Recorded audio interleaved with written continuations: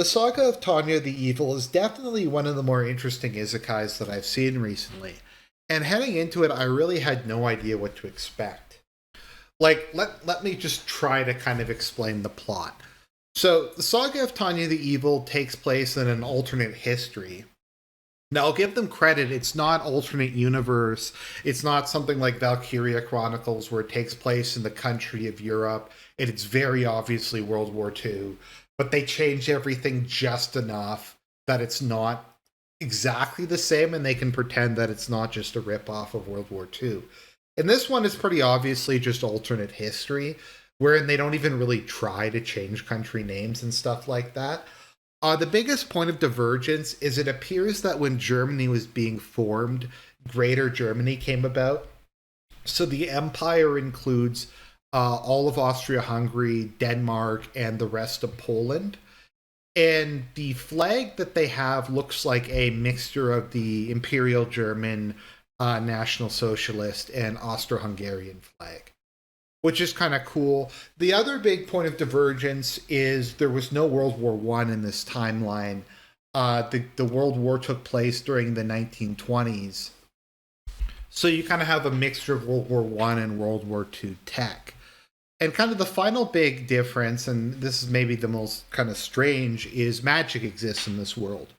And all armies employ mages that use flight gear and have things like they fire artillery spells out of their guns. And they're basically filling the role of stormtroopers in kind of what happened historically, highly mobile assault units whose job is to disrupt command and control supply lines and carry out other special tasks. So we have this alternate history, and into this, as of course, we have a Japanese salaryman who is reincarnated. So is he reincarnated as Hitler? Is he reincarnated as Kaiser Wilhelm? No, he's reincarnated as a little girl who has a massive amount of magical powers and becomes like the most decorated soldier in the Imperial Army at the age of 11 and winds up forming the Stormtrooper Corps that winds up winning World War One in the favor of the German Empire. And to make this even more bizarre, this whole thing is apparently God's chance to troll her. Because when he dies the first time, he's like, I'm an atheist, I don't believe in God.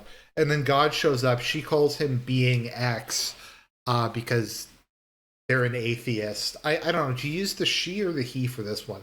Because she was a he in her previous life, but she's a she in the show. So I guess I'll just say she. But God's like, look, I'm here. And she's like, I don't believe you exist even though I see you. And he's like, I'm going to send you to an alternate universe where you're going to experience suffering and you're going to kind of come to faith that way. So she goes to the alternate universe, and some mad scientist builds her this super jetpack reactor thing, and it only works if she prays while using it, but she still tries to stick it to God, even though she's praying continually to use the super reactor. And you have this weird religious like background to it, where God keeps trying to troll her to make her develop faith in him. It doesn't really make a lot of sense. I don't really know if it adds to the show or detracts from it. If it would have just been better if that whole subplot was removed. Because it is kind of interesting to see people reference religion so much in an anime, as a lot of the times things like that are kind of overlooked. And in the Empire and among some of the other nations, there are a lot of religious people reflecting very much the time period. Like in a lot of these things, there just doesn't happen to be any Christian people, but it seems the majority of them are.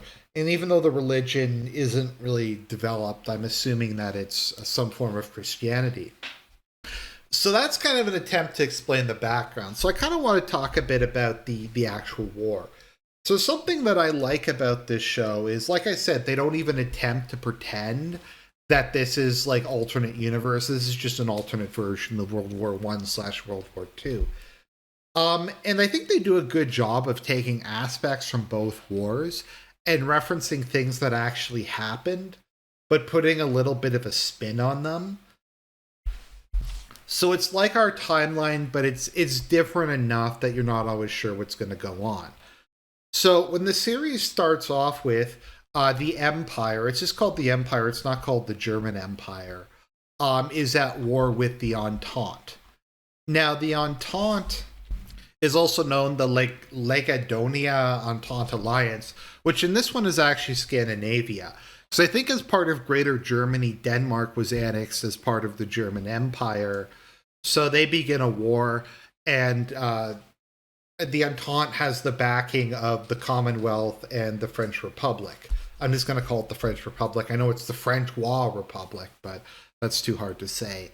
I'm not sure if this is supposed to be kind of a reference to the Winter War, with a great power invading a Scandinavian country. But they're fighting on that front, and they're also fighting on the Western Front against the French Republic. And it's more or less going exactly like it was going in World War One, where both sides are just completely bogged down. Now, in this timeline, Italy decides to remain neutral, and is kind of a nominal ally of Germany, but decides not to enter into the war. So that's something that's kind of different. However, part of the way through the war, when it looks like the Empire is starting to get kind of bloodied and battered, we have the Kingdom of Dakia. Oh no, the Principality of Dakia. No, it's not Romania. It's Dakia. It's totally not. Maybe that's how you actually pronounce it. I've always pronounced it Dacia, and they pronounce it Dakia on the show. So I'm not really sure, to be honest, if the proper pronunciation of the Roman province is Dacia or Dacia, and if they're getting it right in the show or not. But yeah, not Romania invades, and it happens pretty much like what happens historically. The Romanians attack with a huge army that doesn't have any modern equipment, and Tanya and her group kind of wipes it out. So what they kind of figure out relatively early in the show is that the Empire is bogged down with trench warfare on two fronts, soon to be three, and they're concerned that other countries are going to eventually start entering the war, like the Commonwealth of Albion, aka not the United Kingdom, and the Rusi Federation, aka not the Soviet Union. And they kind of came to the same conclusion that the German army came to in World War One, wherein the issue is they need a change of tactics. They need a small, elite, highly mobile corps of soldiers that are very heavily armored with the best weaponry. And their goal is to infiltrate enemy lines, disrupt their supplies, disrupt their lines of communication, and basically make it so that they can go through with the rest of their soldiers. And to that end, they form the unit around, I think they're called the Pixie Battalion or something, around Tanya.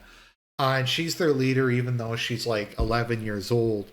And they're all mages. They all have flying equipment. They all can fire like artillery spells. They all have shields and stuff like that. And they just go in and completely wreck the Romanian army. Because all the Romanian army has is just bolt action rifles. And they're trying to shoot people flying around at a high speed. And obviously that doesn't work very well. They don't have anything like airburst shells at this point, or machine guns or anything. So Dakia gets completely blown out pretty early on. And then we move on to which is what happened historically. Romania decided to enter the war after the Brusilov offensive. And they basically just got blown out in like a couple of months. And I think they were the second Entente capital after Belgrade to actually fall to the Central Powers. So they get blown out. They then decide they're going to deal with the Entente. And once again, I think it was somewhat similar to what happened historically, where they launch an overland attack here. That's not the historic part, of course.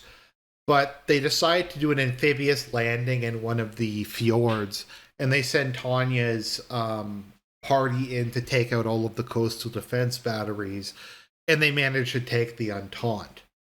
And then within the French front, they decide to do kind of a version of the Schlieffen plan, where they use mobile tanks in combination with Tanya's brigade coming in from behind and hitting them.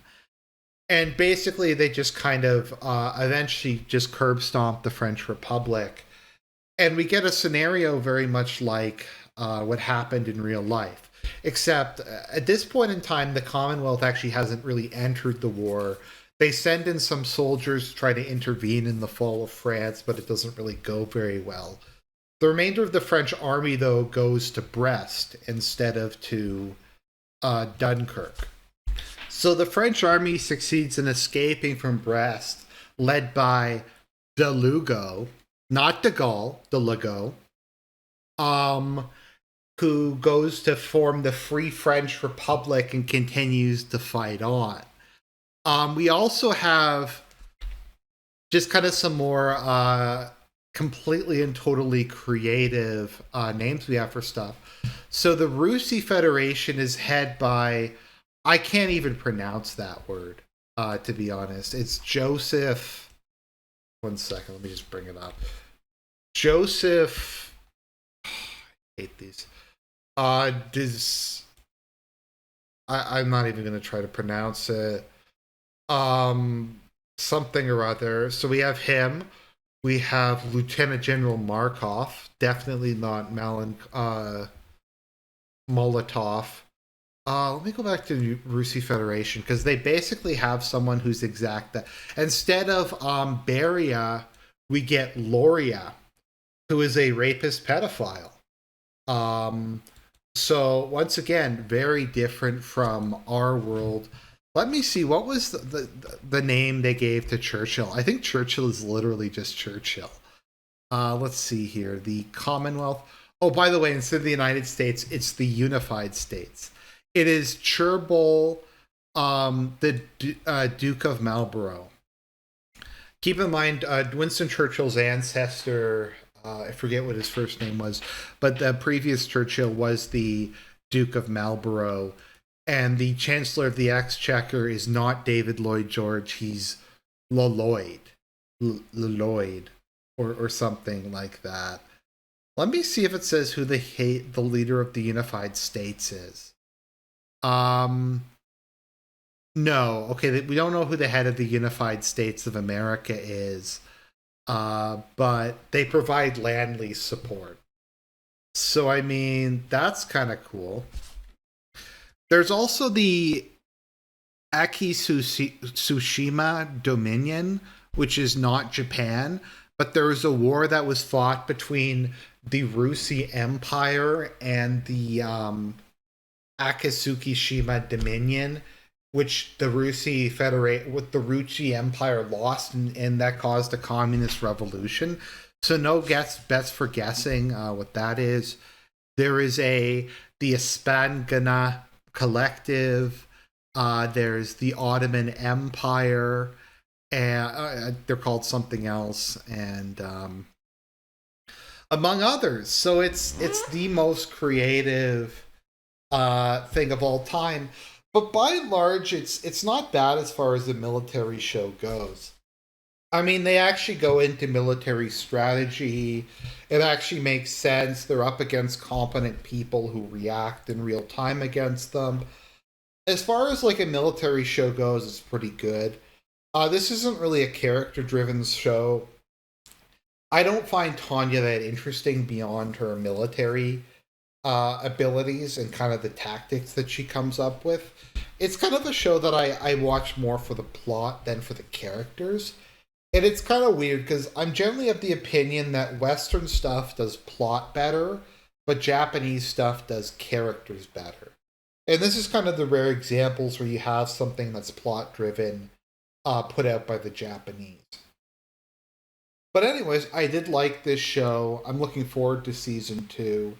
I definitely check it out.